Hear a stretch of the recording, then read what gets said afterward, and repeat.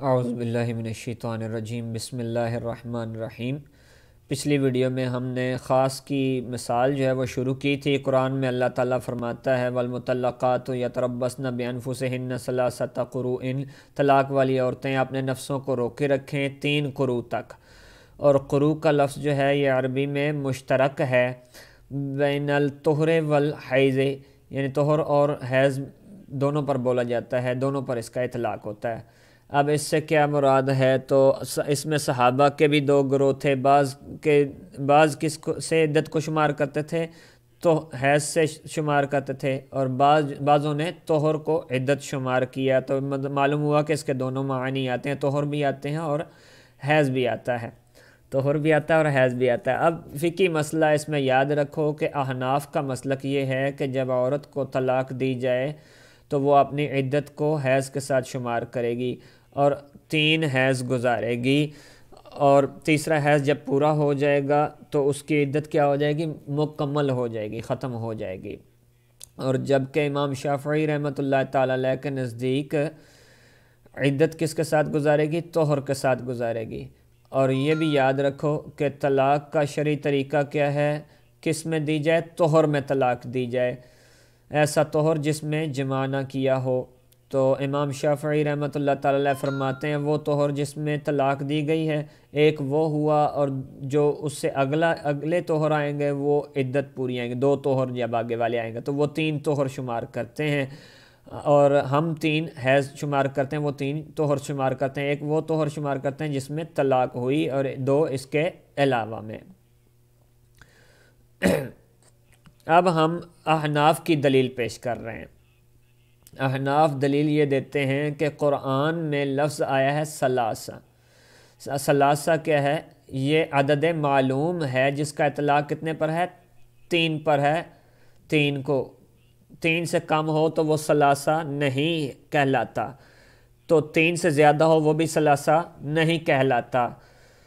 تو یہ عدد معلوم ہے تو یہ خاص ہے، جس کا معنی کیا ہے؟ معلوم ہے۔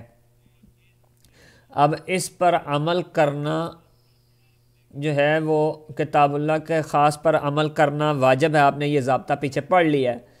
تو اس 3 پر اسی صورت میں عمل ہو سکتا ہے جب ہم اس سے کیا مراد لے لیں؟ حیض مراد لے لیں۔ اگر طہر مراد لیں تو اس خاص پر عمل نہیں ہو سکتا۔ دیکھو کہ ایک طہر کے اندر اس نے خاوند نے کیا کی؟ طلاق دی۔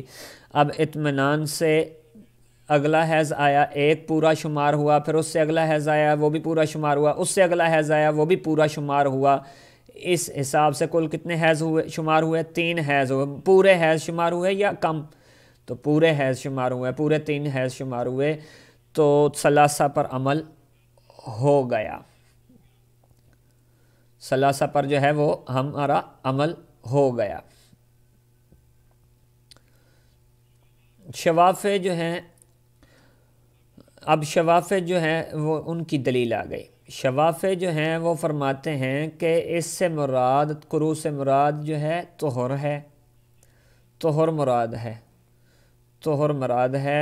دراصل ثلاثۃ اطہار کے معنی میں عبارت ہوگی ان کے نزدیک، ثلاثۃ اطہار۔ اب ان کی 2 تقریریں ہیں، علماء دونوں 2 تقریریں کرتے ہیں۔ انہوں نے کیا مراد لیا؟ قروء سے مراد طہر مراد لیا۔ دلیل ان کی کیا ہے؟ ثلاثہ، کہ ثلاثہ کے اندر جو ہے تا آ رہی ہے، وہ کہتے ہیں، دلیل کہتے ہیں ثلاثہ کے اندر تا آ رہی ہے۔ ناوی قانون ہے کہ ثلاثہ سے لے کر عشرہ تک جو ہے عدد کیا ہے؟ خلاف قیاس آتا ہے۔ مذکر کے لیے تا کے ساتھ اور مونس کے لیے بغیر تا کے آئے گا، اور جو مذکر کے لیے تا کے ساتھ آیا ہے اور مونس کے لیے بغیر تا کے ساتھ آئے گا۔ تو یہاں پر قرآن میں جو ہے ثلاثہ جو ہے تا کے ساتھ آیا ہے، اور قروء لہٰذا معلوم ہوا کہ مذکر ہے۔ یہ جو تمیز ہے یہ ممیز تمیز ہے نا، جو تمیز ہے جو جمع آ رہی ہے وہ مذکر ہے یا مونس ہے؟ بلکہ مذکر ہے اور جمع ہے، کیونکہ تا کس کے لیے آتی ہے عدد کے اندر؟ تذکیر کے لیے، مذکر کے لیے آتی ہے۔ ممیز تمیز کے چیپٹر میں آپ نے یہ بات پڑھی ہوئی ہے۔ تو یہاں ان کی دلیل یہ ہے کہ یہ معلوم ہوا کہ اس سے طہر مراد ہے، کیونکہ طہر جو ہے وہ مذکر ہے اور حیض مونس ہے۔ عربی میں مونس، حیض کیا ہے عربی میں؟ مونس ہے، مونس سماعی ہے، لہٰذا وہ مونس استعمال ہوتا ہے۔ تو ثلاثہ کے اندر تا آئی تو پتہ چلا، معلوم ہوا کہ اس سے مراد کیا ہے؟ طہر مراد ہے۔ دلیل انہوں نے یہ پیش کی ہے۔ سمجھ میں آ گئی بات؟ دوبارہ سے ایک دفعہ شوافے کی دلیل سن لیں۔ شوافے دلیل یہ پکڑتے ہیں کہ ثلاثہ جو ہے، اس ثلاثہ کی تا سے دلیل پکڑتے ہیں۔ نحوی قانون ہے کہ ثلاثہ سے لے کر عشرہ تک جو تمیز ہوگی وہ جمع مذکر ہوگی اور مجرور ہوگی، اور جو عدد آئے گا وہ خلاف قیاس آئے گا، یعنی جمع ہوگی، مجرور ہوگی، اور مونس کے لیے مذکر، مذکر کے لیے مونس آئے گی۔ قرآن میں آیا ہے تا کے ساتھ، معلوم ہوا تمیز کس قسم کی ہے؟ تمیز مذکر ہے یا مونس ہے؟ مذکر ہے۔ تو لہٰذا وہ کہتے ہیں کہ مثلاً آپ کہنا چاہتے ہیں کہ 3 آدمی، تو ثلاثۃ رجالن، یعنی آپ کہنا چاہتے ہیں تین کاپیاں، 3 عورتیں کہنا چاہتے ہیں، تو آپ کہیں ثلاث امراتن یا نسوتن، ثلاث نسوتن۔ تو یہاں مونس کے لیے بغیر تا کے، مذکر کے لیے تا کے ساتھ، تو قرآن میں آیا تا کے ساتھ، معلوم ہوا جو آگے تمیز ہے وہ کیا ہے؟ مذکر ہے، اور وہ طہر اور حیض میں سے طہر مذکر ہے اور حیض کیا ہے؟ مونس ہے۔ معلوم ہوا کہ یہاں جو ہے طہر مراد ہے، یہاں معلوم ہوا کیا مراد ہے؟ طہر مراد ہے۔ یہ بات سمجھ میں آ گئی؟ اب اس کی 2 تقریریں ہو سکتی ہیں کہ آپ نے جو انہوں نے مراد لیا، قروء سے مراد کیا لیا ہے؟ طہر مراد لیا، یا تو اس وجہ سے مراد لیا کہ قروء جو ہے، قروء کا معنی جو ہے وہ معنی طہر لیا قروء کا۔ قروء کے بارے میں نہیں کہا، قروء کس کی جمع ہے؟ قرء کی۔ قروء کس کی جمع ہے؟ قرء کی جمع ہے۔ وہ یہ کہ قرء کا لفظ جو ہے مذکر ہے، وہ قرء کا لفظ مذکر نہیں کہنا چاہتے، بلکہ وہ یہ کہنا چاہتے ہیں کہ قرء کا معنی جو ہے حیض لیں تو وہ مؤنث ہے، اور قرء کا معنی اگر طہر لیں تو وہ کیا ہے؟ مذکر۔ تو یہ مذکر ہے، لہٰذا یہاں جو ہے مذکر مراد لیں گے یا مؤنث مراد لیں گے آپ اس سے؟ تو وہ کہتے ہیں تا کی طرف دیکھتے ہوئے مذکر مراد لیا جائے گا۔ شوافے یا تو یہ کہنا چاہتے ہیں کہ یہاں قرء کا معنی جو ہے یہاں مذکر والا لیں گے، تاکہ تا جو ہے آئی ہے وہ اس کے ساتھ مطابقت ہو جائے۔ بات سمجھ آ گئی ہے؟ تا کے ساتھ کس طرح مطابقت ہو جائے؟ قرء کا کون سا معنی مراد لیں؟ مذکر والا، مذکر والا معنی مراد لیں۔ سمجھ میں آ گیا؟ یا کیا کریں گے؟ ایک تقریر تو یہ ہے، اس کا معنی کیا لیا؟ انہوں نے مذکر لیا۔ یا وہ یہ کہنا چاہتے ہیں کہ قرء کا لفظ ہی مذکر ہے، لہٰذا یہ مذکر پر ہی دلالت کرے گا۔ قرء کا لفظ ہی مذکر ہے، جب اس کا معنی جو ہے وہ کس کے لیا جائے؟ طہر کے لیا جائے۔ اگر اس کا معنی حیض کے لیا جائے تو یہ کلمہ، یہ لفظ ہی کیا ہوگا؟ مؤنث بن جائے گا۔ دوسری دلیل ان کی یہ ہے، پہلی صورت میں تو قرء کا لفظ بے شک وہ کہتے ہیں ٹھیک ہے مذکر ہے، لیکن اس کا معنی جو ہے وہ مذکر لینا چاہیے۔ مذکر کے اس کے 2 معنی آتے ہیں، ایک مؤنث اور ایک ہے مذکر ہے، لہٰذا مذکر معنی لیا جائے تو بہتر رہے گا، کیونکہ پیچھے ثلاثہ آیا ہوا ہے۔ وہاں معنی کی طرف دیکھتے ہوئے قرء کا معنی یہاں طہر کے کر سکتے ہیں، حیض کے اس سے مراد نہیں لے سکتے۔ کیوں نہیں لے سکتے؟ اس لیے کہ حیض مؤنث ہے، اور یہاں کیا ہے؟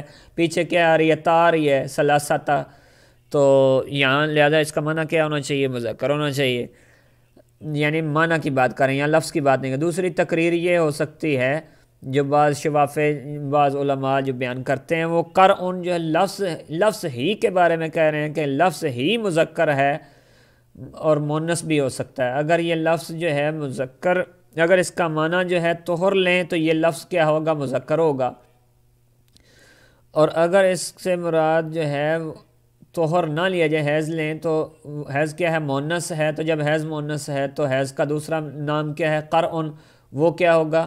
مونس ہوگا۔ بات امید ہے سمجھ میں آ گئی ہوگی۔ پہلی صورت میں قرء کے معنی میں ہے، قرء جو ہے وہ مذکر ہی ہے لیکن اس کے معنی کیا ہیں؟ دو ہیں، اور معنی کون سا والا مراد لیں گے؟ مذکر والا، مونس والا معنی مراد نہیں لے سکتے کیونکہ پیچھے کیا آ رہی ہے؟ تا آ رہی ہے۔ اور دوسرے میں کیا ہے کہ لفظ ہی سے بات کر رہے ہیں کہ یہ لفظ ہی جو ہے قرء مذکر نہیں ہے، یہ مذکر بھی ہو سکتا ہے اور مونس بھی ہو سکتا ہے۔ معنی کو دیکھیں، اگر اس کا معنی حیض لیں گے تو حیض مونس ہے تو یہ لفظ بھی مونس ہو جائے گا۔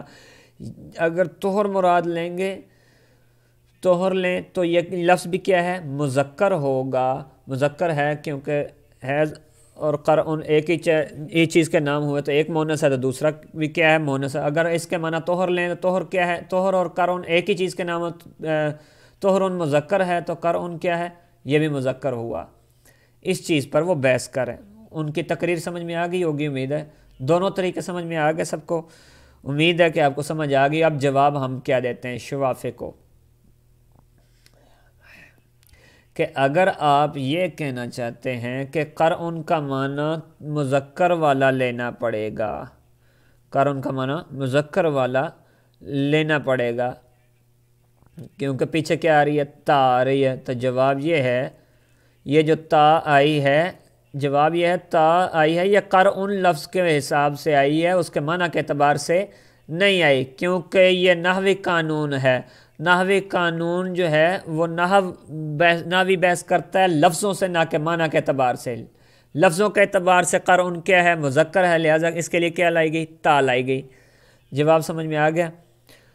انہوں نے صرف معنی کو دلیل بنایا تھا نا، تو قرء لفظ کے بارے میں تو قرء تو ہے ہی مذکر، اس میں تو بحث کرتے ہی نہیں وہ، تو قرء کا معنی وہ کیا کہتے ہیں؟ کیا کرو؟ تو مذکر کرو، معنی بھی مذکر والا کرو کیونکہ پیچھے کیا آ رہی ہے؟ تا آ رہی ہے۔ تو اگر آپ حیض لیں گے تو حیض مونس ہے تو لہٰذا تا کے ساتھ اس کی مطابقت نہیں ہوگی۔ تو ہم کہتے ہیں کہ نحوی بحث کرتے ہیں لفظوں سے، معنوں سے بحث نہیں کرتے۔ یہاں ثلاثہ کی تمیز آ رہی ہے، قرء معنی کی طرف نہیں دیکھے گا ناوی قرء کے لفظ کو دیکھے گا، تو اس کے مطابق کیا آنی چاہیے؟ تا آنی چاہیے۔ تو اگر ان کا لفظ مونس ہو تو پھر کیا آ سکتی ہے؟ تا نہیں آئے گی۔ نحوی بحث کرتا ہے لفظوں سے، لہٰذا لفظ جو ہے قرء جو ہے یہ کیا آیا جو قرآن کے اندر؟ یہ مذکر ہے، لہٰذا اس کے لیے کیا لائی گئی؟ تا لائی گئی ثلاثہ کے آخر میں۔ اور اگر آپ دوسری تقریر کی طرف چلے جائیں کہ آپ نے کیا کیا کہ وہ کیا دراصل کیا کہنا چاہتے ہیں، وہ کہتے ہیں طہر کیوں مراد لیا، کہ اگر آپ یہ کہنا چاہتے ہیں کہ حیض سے اس سے مراد نہیں ہو سکتا، اس سے مراد طہر ہی ہو سکتا ہے، اس لیے کہ کیونکہ قرء کا معنی حیض بھی ہے اور طہر بھی ہے۔ جب قرء کے معنی میں ہوا، حیض کے معنی میں ہوا قرء، تو حیض اور قرء دونوں ایک ہی چیز کے نام ہوئے، لہٰذا حیض مونس ہے تو معلوم ہوا قرء بھی کیا ہے؟ مونس ہے۔ اور جب یہی قرء جو ہے کس کے معنی میں ہوا؟ طہر کے معنی میں، تو طہر اور قرء ایک ہی چیز ہوا، ایک ہی چیز کے نام ہوئے، تو لہٰذا جب طہر مذکر ہوئے تو قرء بھی کیا ہوا؟ مذکر ہوا۔ آپ یہ کہنا چاہتے ہیں کہ ایک ہی چیز کے نام ہونے کی وجہ سے مذکر ہوں گے یا مؤنث ہوں گے، تو یہ بات بھی آپ کی درست نہیں ہے۔ یہ ضروری نہیں کہ ایک چیز کا ایک نام مؤنث ہو تو دوسرا بھی مؤنث ہوگا، ایک نام مذکر ہوگا تو دوسرا بھی مذکر ہوگا۔ وہ کہتے ہیں اس کے دو نام آ گئے نا۔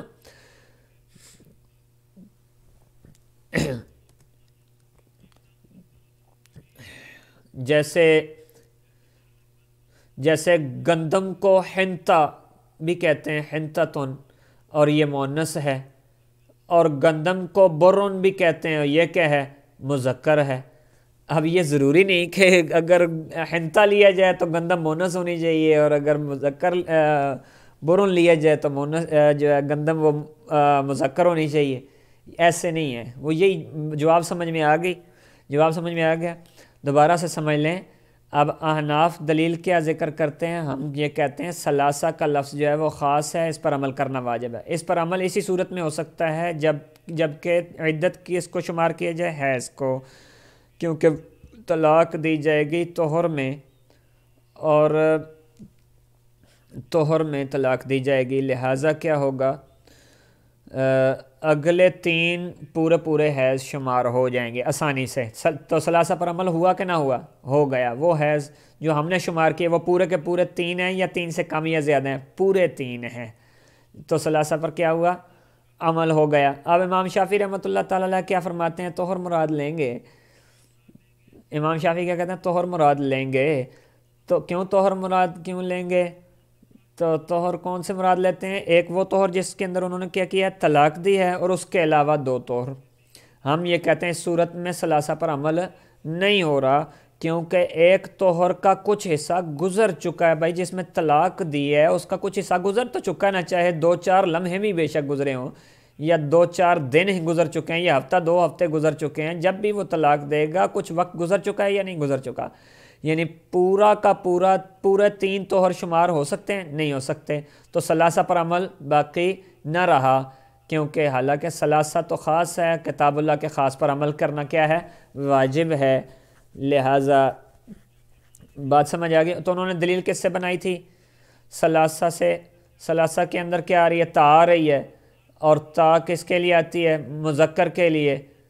تو اب معلوم ہوا قرء سے کیا مراد لیں گے؟ طہر مراد لیں گے، طہر مذکر ہے، حیض مراد نہیں لے سکتے کیونکہ وہ مونس ہے۔ سمجھ میں آ گئی بات؟ اب انہوں نے اس سے جو طہر مراد لیا ہے اس کی پھر 2 صورتیں بن سکتی ہیں۔ یا تو وہ یہ کہنا یہ چاہتے ہیں کہ قرء کا معنی کیا ہے؟ یہ مذکر والا کرنا پڑے گا، مونس والا معنی نہیں کرنا پڑے گا، نہیں کر سکتے۔ ہم یہ کہتے ہیں نحوی جو ہے وہ لفظ سے بحث کرتا ہے، معنی سے بحث نہیں کرتا۔ یا وہ یہ کیا کہتے ہیں؟ معنی کی طرف نہیں جائے، لفظ ہی کے بارے میں کہتے ہیں کہ یہ لفظ ہی اگر کس معنی میں ہو جائے، طہر کے معنی میں ہو جائے تو یہ مذکر ہوگا، اور اگر یہی لفظ حیض کے معنی میں ہو جائیں تو یہی لفظ جو ہے مونس ہو جائے گا، کیونکہ دونوں کس چیز کے نام ہیں؟ ایک ہی چیز کے نام ہے، لہٰذا یہ لفظ ہی کیا ہو گیا؟ مونس ہو گیا۔ کب؟ جب یہ کس چیز کا نام ہو؟ حیض کا نام ہو۔ اور اگر یہ لفظ ہی مذکر ہوگا جب یہ کس چیز کا نام ہو؟ طہر کا۔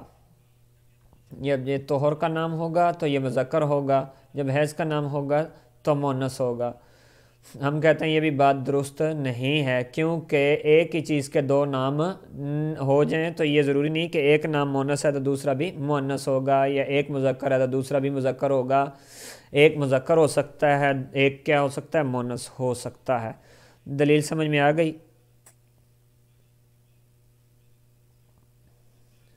جو فرق میں نے سمجھایا وہ سمجھ آ گیا ہوگا سب کو، امید ہے۔ تو ہم یہ کہتے ہیں کہ آپ کے اس سے طہر مراد لیجیے، آپ کے معنی پر عمل کیا جائے تو ثلاثہ پر عمل باقی نہیں رہے گا۔ حالانکہ ثلاثہ تو خاص ہے، اس کا معنی تو معلوم ہے، تو یہ 3 سے کم پر بھی نہیں بولا جائے گا، 3 سے زیادہ پر بھی نہیں بولا جائے گا، اور اس پر اسی صورت میں عمل ہو سکتا ہے جب اس سے مراد حیض لیں گے، جب پورے 3 حیض آرام سے شمار ہو جائیں گے، کوئی مسئلہ نہیں ہوگا۔ اور اگر آپ اس سے طہر مراد لیتے ہیں تو کون سے طہر مراد لے رہے ہیں؟ ایک وہ جس میں طلاق دی اور اس کا تو کچھ حصہ گزر گیا ہے، تو پورے 3 ہوئے یا 2.5 ہوئے؟ 2.5 پونے 3 ہوئے، بلکہ 2.5 یا پونے 3 ہوئے، لہٰذا ثلاثہ پر عمل باقی نہیں رہے گا۔ یہ بات سمجھ میں آ گئی سب کو؟ اب شواف ہم پر اعتراض کرتے ہیں کہ احناف آپ کیا کہتے ہیں؟ ثلاثہ پر عمل کرنا واجب ہے، تو کہتے ہیں بعض صورتوں میں آپ ہی تو عمل نہیں کرتے۔ ایک آدمی ہے کہ اس نے حیض میں اپنی بیوی کو طلاق دے دی، تو آپ اس حیض کو شمار نہیں کرتے، اگلے 3 شمار کرتے ہیں۔ یہ والا بھی حیض کچھ ہو گیا کہ نہیں ہوا؟ تو اگلے 3 بھی ہوئے، تو کتنے ہو گئے؟ 3.5 ہو گئے، 3 سے زائد ہو گئے۔ اب ثلاثہ پر عمل آپ کا بھی باقی نہ رہا۔ اس ثلاثہ پر آپ کا عمل واجب ہے تو بعض صورتوں میں آپ بھی عمل نہیں کرتے۔ وہ صورت جب بیوی کو طلاق دی حیض کے اندر تو آپ کیا کرتے ہیں کہ اگلے 3 حیض شمار کرتے ہیں، وہ والا نہیں شمار کرتے، کچھ حصہ اس کا ہو گیا تو یہ 3 جو ہے ثلاثہ سے زائد ہو گئے، ثلاثہ پر عمل باقی نہ رہا تو اگلے 3 حیض شمار ہو گئے، تو ثلاثہ پر آپ بھی عمل نہیں کرتے ہیں۔ جواب ہم یہ دیتے ہیں، جواب اول یہ ہے، کہتے ہیں کہ بحث ہماری چل رہی ہے شرعی طریقے پر طلاق کے حوالے سے، کہ شرعی طریقہ کیا ہے۔ شرعی طریقہ ہے طلاق طہر کے اندر دی جائے، تو اس کے اندر طلاق کے اندر جب عمل کیا جائے گا تو ثلاثہ پر عمل ہوگا۔ یہ طریقہ غیر شرعی ہے، لہٰذا ضرورت کی بنا پر اسے کیا آپ کرنا پڑا، ہمیں 3 سے زائد حیض کو شمار کرنا پڑے، 3 سے زائد حیض کو شمار کرنا پڑا، کیونکہ اس نے طریقہ ہی غلط اختیار کیا اور اسے ہمیں ضرورت کی بنا پر شمار کرنا پڑا۔ اور یہ 3 سے زائد ہم نے اس لیے کیے تاکہ ثلاثہ پر عمل ہو جائے۔ تیسرا کیا ہے، اگلے 3 کیوں کیے، کیونکہ ثلاثہ پر عمل ہو جائے، اگلے 3 کو اس لیے شمار کیا تاکہ ثلاثہ پر عمل ہو جائے، اس لیے کہ 3 زائد بھی ہو گئے، مثلا 3.5 ہے، اگر 3.5 کے اندر 3 موجود ہے یا کہ نہیں، کمی کی صورت میں تو نقصان بہت زیادہ ہے، کسی طرح عمل نہیں، اور لیکن اگر زائد ہو جائے تو پھر بھی ثلاثہ پر عمل ہو گیا، تو اس طریقے سے زیادتی کی صورت میں کوئی اتنا نقصان نہیں ہے، کیونکہ 3.5 پونے 4 جتنا بھی ہوگا زیادہ ہوگا 3 سے زائد، تو اس میں پھر بھی کیا ہے، درمیان میں 3 موجود ہے، 3 پر عمل ہو چکا ہے۔ سمجھ میں آ گیا؟ اور یہ زائد ہمیں مجبوری کی وجہ سے کرنا پڑا، کیونکہ اس نے شریعت کے خلاف، کیونکہ اس نے حیض کے خلاف اس نے شریعت کے خلاف جو ہے یہ فیصلہ دیا ہے، تو یاد رکھیں کہ حیض کی تجزی نہیں ہے، ٹھیک ہے، یہ جز نہیں ہم کر سکتے، اس کا ٹکڑا نہیں کر سکتے، تو جو باندی ہے یعنی لونڈی ہے اس کا حکم آزاد عورت سے آدھا ہے، جیسے کہ حدیث میں آتا ہے کہ طلاق الامت سنتان، یعنی لونڈی کی طلاق کتنی طلاقیں ہیں، 2 طلاقیں ہیں، وعدتها حیضتان، اور اس کی عدت کتنی ہے، 2 حیض ہے۔ اب 2 حیض ہیں، اس کی عدت کتنے ہیں، 2 حیض ہیں، سرکار نے فرمایا۔ تو دیکھو یہاں آزاد عورت کی کتنی طلاقیں ہیں، 3، اور لونڈی کی کتنی ہونی چاہیے تھی، نصف، 1.5 ہونی چاہیے، لہذا طلاق کی تجزی ہے نہیں، طلاق بھی تقسیم نہیں ہوتی، لہذا کیا کہا گیا کہ اس کی 2 ہیں، اس آدھے کو پورا کر لیا گیا۔ اور اسی طرح اس حدیث سے ہماری تائید بھی ہو گئی کہ باندے کی عدت کتنی ہے، ہما حیضتان، اس کی جو ہے عدت 2 حیض ہیں۔ حدیث سے پتہ چلا کہ باندی کی عدت حیض سے شمار ہوگی، باندی کا حکم ہوتا ہے آزاد سے آدھا، آزاد معلوم ہوا تو آزاد عورت کی عدت کس سے شمار ہوگی، حیض سے شمار ہوگی، اور وہاں 2 اس لیے کہا گیا، حیض کی تجزی نہیں ہے، جز نہیں ہو سکتا، تقسیم نہیں ہو سکتا، کب آدھا ہے کب آدھا نہیں ہے، تو اس کی تقسیم نہیں ہو سکتی، اس آدھے کو بھی 1.5 حیض ہونا چاہیے تھا، لیکن کیونکہ اس کی تجزی نہیں، اس لیے اس کو پورا کر لیا گیا، کیا کہا کہ اس کی عدت کتنی ہے، 2 حیض ہے۔ یہاں بھی اسی طرح خاوند نے بیوی کو طلاق دے دی تو اس کی عدت کتنی ہے، تیسرے حیض میں جا کر کچھ حصے مکمل ہوگی۔ مثلا دیکھیں کہ اس ایک حیض میں شخص نے بیوی کو طلاق دی، آدھا گزر چکا ہے،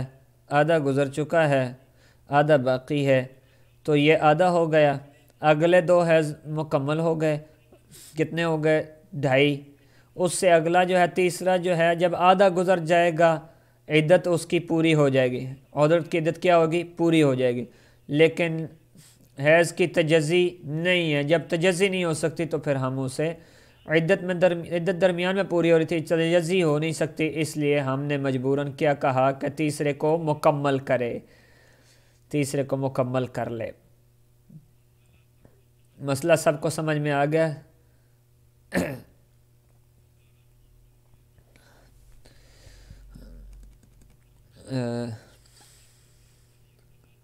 اب یہ بات امید ہے آپ کو سمجھ میں آ چکی ہوگی۔ تو یہ ثلاثہ کا کلمہ کیا ہے؟ خاص ہے اور اس پر عمل کرنا واجب ہے۔ ثلاثہ کی تا سے امام شافعی جو ہے وہ دلیل لیتے ہیں کہ تا کی وجہ سے وہ مذکر ہے تو وہ قروء جو ہے طہر مراد لیا جائے گا۔ تو یہ باتیں تقریباً آپ کو امید ہے سمجھ آ چکی ہیں۔ تو یہاں تک سبق جو ہے کافی ہے۔ تو اگلا جو ہے وہ سبق جو ہے اس کے لیے مجھے اجازت دیجیے۔ السلام علیکم ورحمۃ اللہ وبرکاتہ۔